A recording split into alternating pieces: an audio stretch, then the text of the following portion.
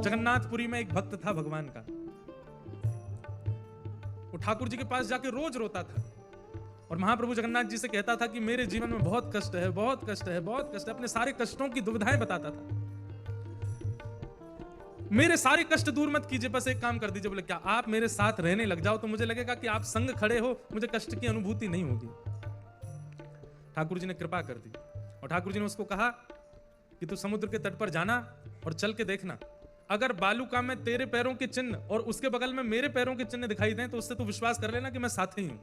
मैं प्रत्यक्ष नहीं दिखाई दूंगा, मेरे चरण चिन्ह दिखेंगे। ठीक है। अब उसके जीवन में जब भी कष्ट आता वो दौड़ करके समुद्र के तट पर जाता और थोड़ी देर चल के पीछे मुड़ के देखता तो 2 चरण चिन्ह उसके बगल में, 2 चरण चिन्ह ठाकुर जी के। उसी से ही खुश हो जाता कि ठाकुर जी साथ हैं। एक बार उसकी माता जी का देहावसन हो गया उसी बालक के, और जब मां की मृत्यु हुई तो वो सह नहीं पाया, इतना दुखी हुआ, इतना दुखी हुआ कि बोला मेरे जीवन में इससे बड़ा कष्ट कोई नहीं आया। दौड़ करके समुद्र के तट पर गया। चल करके जैसे ही उसने पीछे देखा 2 ही चरण चिन्ह थे, 2 नहीं थे।